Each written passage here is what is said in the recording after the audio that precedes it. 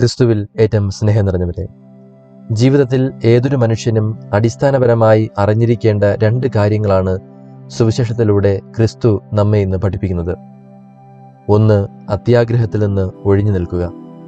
2. ഏതൊരു അനുഗ്രഹവും അത് അയാൾക്ക് വേണ്ടി മാത്രമുള്ളതല്ല, മറിച്ച് പങ്കുവയ്ക്കേണ്ടത് കൂടിയാണ്.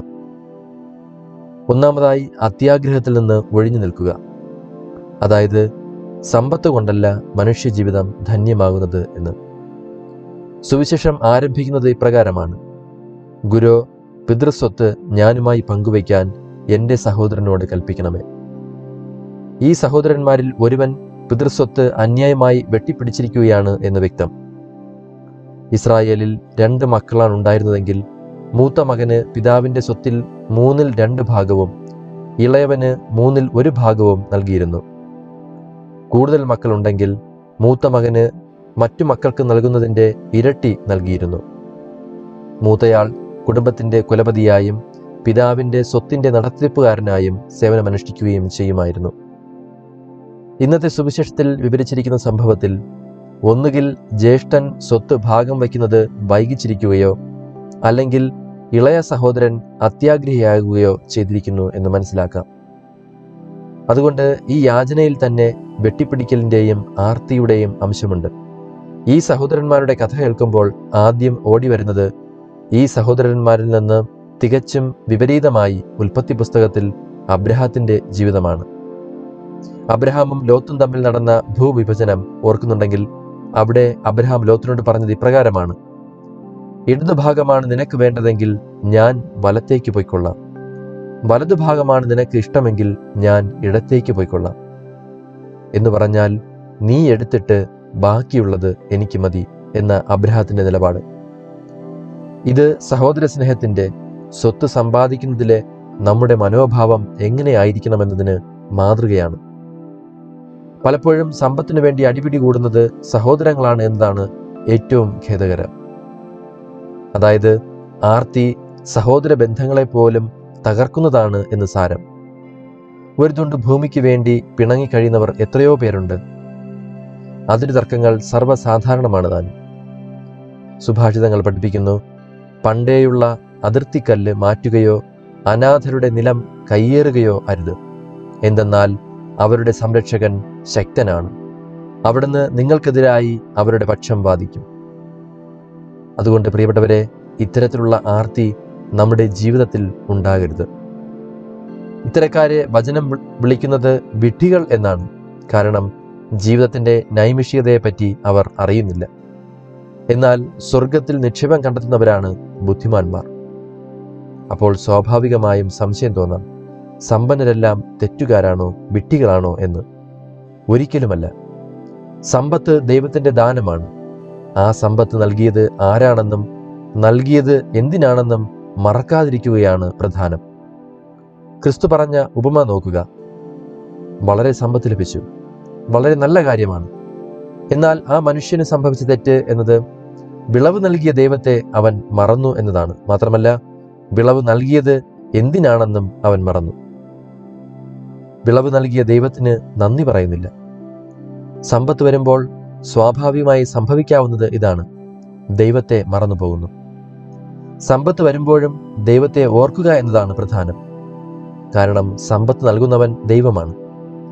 സമ്പത്ത് എന്ന് പറയുമ്പോൾ പണം മാത്രമായി അതിനെ കരുതരുത്. ആരോഗ്യം സമ്പത്താണ്, യൗവനം സമ്പത്താണ്, അറിവ് സമ്പത്താണ്. പലപ്പോഴും സംഭവിക്കുന്നത് എന്താണ്?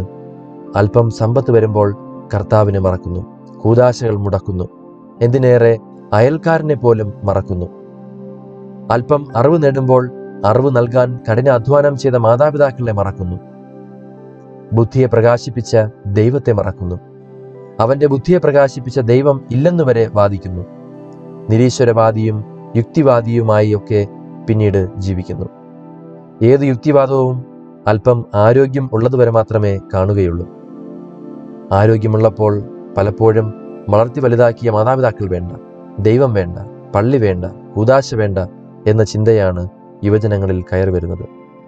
അതായത്, മനുഷ്യൻ സമ്പന്നനാകുമ്പോൾ അവൻ അവനിലേക്ക് തന്നെ ചുരുങ്ങുന്നു. ദൈവത്തിൽ ആശ്രയിക്കുന്നതിന് പകരം അവന്റെ സമ്പത്തിനെ ആശ്രയിക്കുന്നു. അവൻ്റെ സമ്പത്ത് സുരക്ഷിതത്വം നൽകുമെന്ന് അവൻ കരുതുന്നു. ഇനി രണ്ടാമതായി, ആ മനുഷ്യൻ തനിക്ക് ലഭിച്ച സമ്പത്ത് തനിക്ക് വേണ്ടിയാണെന്ന് കരുതുന്നു.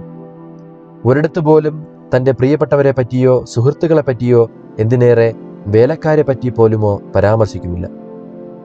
എനിക്ക്, എൻ്റേത് എന്നീ പദങ്ങളാണ് ഇവിടെ അയാൾ ആവർത്തിച്ച് ഉച്ചരിക്കുന്നത്. ദൈവം ഒരാൾക്ക് ആത്മീയമോ ഭൗതികമോ ആയ എന്തൊരു സമൃദ്ധി നൽകിയാലും അത് നൽകുന്നത് മറ്റുള്ളവർക്ക് വേണ്ടി കൂടിയാണ്. അനേകം സമ്പത്ത് പാവപ്പെട്ടവരെ സഹായിക്കാനാണ്. അതുപോലെ തന്നെ ആരോഗ്യവും ബുദ്ധിയും. ബുദ്ധി അനേകരെ വഴിതെറ്റിക്കാനോ കൊടുക്കാനോ അല്ല ഉപയോഗിക്കേണ്ടത്. ദാനമായി കിട്ടിയത് ദാനമായി തന്നെ നന്മയ്ക്കായി നൽകുക. ഈ ഉപമയിലെ മനുഷ്യൻ അക്രമാസക്തനോ അധാർമികനോ കൊലയാളിയോ മോഷ്ടാവോ ആയിരുന്നില്ല. എന്നാൽ വളരെ ശ്രദ്ധാലുവും വിവേകിയുമായിരുന്നത് കൊണ്ടാണ് തൻ്റെ ജോലിയിൽ വിജയിച്ചതും ധാരാളം വിളവ് കിട്ടിയതും എന്നത് നിസ്സംശയമാണ്. പക്ഷേ അവൻ്റെ പാപം നല്ല ആസൂത്രണത്തിൻ്റെ മറവിൽ സ്വാർത്ഥ താല്പര്യം നിറഞ്ഞതായിരുന്നു എന്നതാണ്. അവൻ തൻ്റെ സുഖ സൗകര്യങ്ങൾ, സമ്പത്ത്, തൻ്റെ ഭാവി എന്നിവയെക്കുറിച്ച് മാത്രമേ ചിന്തിച്ചുള്ളൂ. അതുകൊണ്ട് സമ്പന്നരാകുന്നു എന്നതിലല്ല പ്രശ്നം, മറിച്ച് തനിക്ക് വേണ്ടി മാത്രം സമ്പന്നരാകുന്നു എന്നതാണ് പ്രശ്നം. ഒരു ദരിദ്രനും ഇത് സംഭവിക്കാം. ദരിദ്രനായിരിക്കുന്നു എങ്കിലും അവൻ്റെ മനോഭാവം തനിക്ക് വേണ്ടി സമ്പത്ത് കൂട്ടുക എന്നത് മാത്രമാണെങ്കിൽ ഭൗമിക സമ്പത്ത് കൂട്ടാൻ ആഗ്രഹിക്കുന്ന വിഡ്ഢിയാണ് അവനും. പൗലോസ് അപ്പോസ്തലൻ ഓർമ്മപ്പെടുത്തുന്നു, ധനവാന്മാരാകണമെന്ന് ആഗ്രഹിക്കുന്നവർ പ്രലോഭനത്തിലും കെണിയിലും മനുഷ്യനെ അധപതനത്തിലേക്കും നാശത്തിലേക്കും തള്ളിയിടുന്ന നിരവധി വ്യാമോഹങ്ങളിലും നിപതിക്കുന്നു. എന്തെന്നാൽ ധനമോഹമാണ് എല്ലാ തിന്മകളുടെയും അടിസ്ഥാന കാരണം.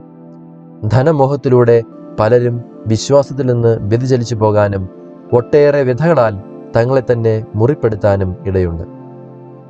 ഹെബ്രായർക്കുള്ള ലേഖനം ഓർമ്മപ്പെടുത്തുന്നു, നിങ്ങളുടെ ജീവിതം ദ്രവ്യാഗ്രഹത്തിൽ നിന്ന് സ്വതന്ത്രമായിരിക്കട്ടെ. ഉള്ളതുകൊണ്ട് തൃപ്തിപ്പെടുവിൻ.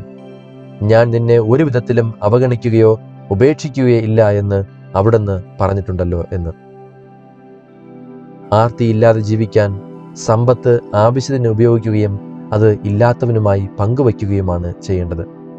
അപ്രകാരം ചെയ്യുമ്പോൾ, ഉദാഹരണമായി ദൈവനാമത്തിൽ ദേവാലയത്തിലേക്ക് സമ്പത്ത് കൊടുക്കുമ്പോൾ ഒരാൾ പ്രഖ്യാപിക്കുന്നത് സമ്പത്ത് എൻ്റെ ദൈവമല്ല എന്നാണ്.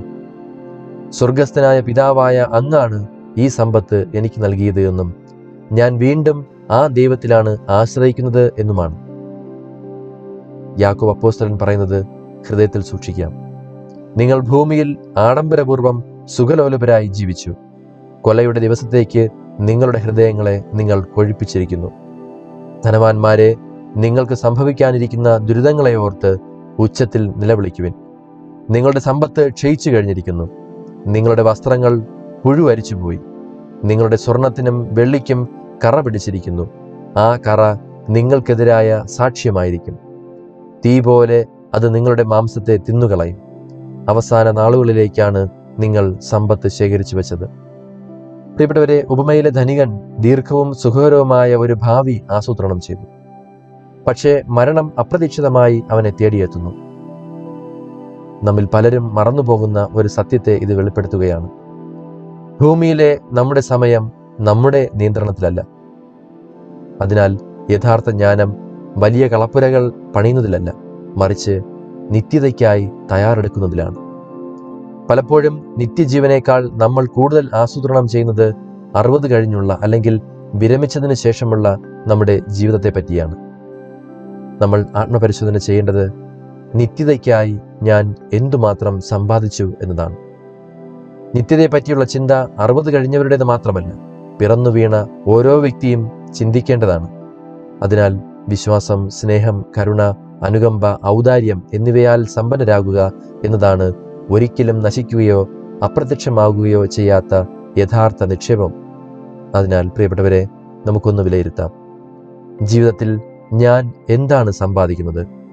ഭൗമിക സ്വത്തുക്കളോ അതോ നിത്യതയ്ക്കുതകുന്ന ആത്മീയ സമ്പത്തോ? അത്യാഗ്രഹത്തിൽ നിന്ന് നമ്മുടെ ഹൃദയത്തെ മോചിപ്പിക്കണമേ എന്നും സ്വർഗത്തിൽ നമുക്ക് വേണ്ടി സമ്പത്ത് ശേഖരിക്കാൻ കൃപ നൽകണമേ എന്നും ആത്മാർത്ഥമായി നമുക്ക് പ്രാർത്ഥിക്കാം. സർവശക്തനായ ദൈവം, പിതാവും പുത്രനും പരിശുദ്ധാത്മാവും നമ്മെ അനുഗ്രഹിക്കുമാറാകട്ടെ. ആമേൻ.